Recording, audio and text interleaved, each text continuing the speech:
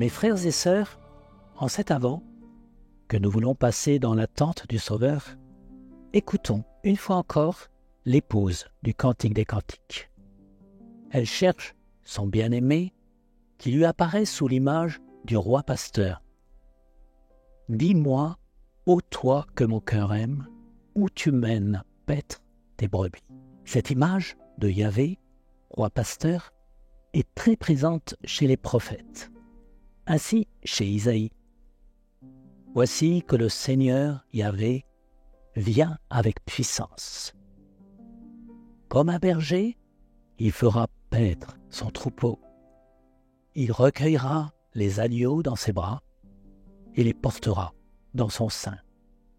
Il conduira doucement celles qui allaitent. » Jésus se présente aussi comme un roi pasteur, le pasteur suprême, tout particulièrement dans la grande scène du jugement dernier.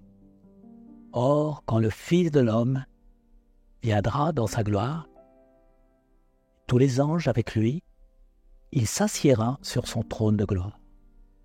Et toutes les nations seront rassemblées devant lui. Et il séparera les uns d'avec les autres, comme le pasteur sépare les brebis d'avec les boucs. Ce bon pasteur, qui est-il?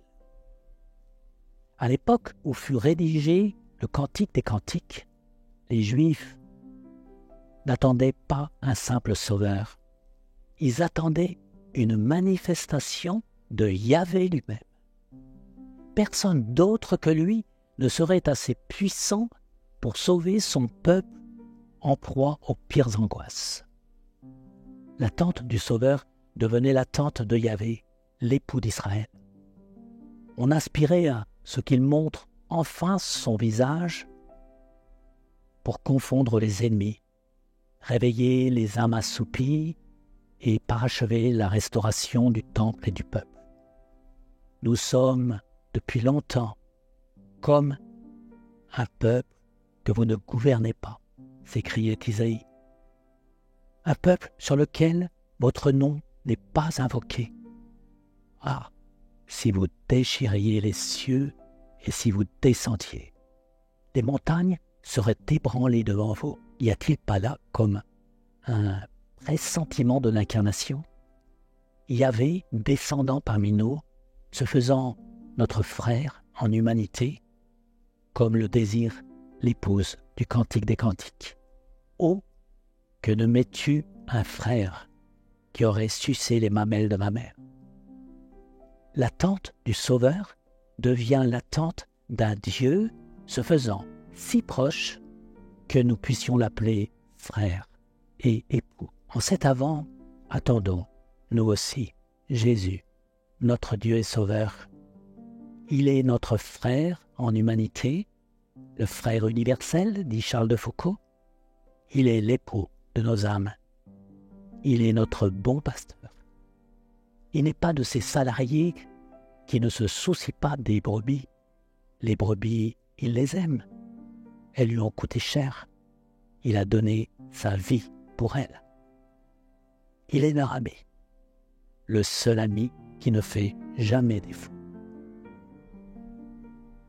Un texte ancien, retrouvé dans un manuscrit anonyme, le dit magnifiquement. Mon ami, que je vous dise comment j'ai fait sa connaissance. J'avais beaucoup entendu parler de lui, mais je n'y avais pas pris garde. Chaque jour, il m'envoyait des cadeaux et je ne le remerciais jamais. Souvent, il paraissait désirer mon amitié, mais je restais insensible. J'étais sans demeure et misérable et affamé. Tout instant, j'étais en péril. Il m'offrit un abri, du confort, de la nourriture.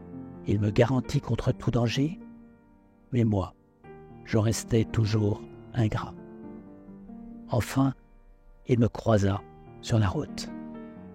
Et avec des larmes dans les yeux, il me supplia en disant « Viens et demeure avec moi. » Que je vous dise comment il me traite à l'heure actuelle. Il pourvoit tous mes besoins.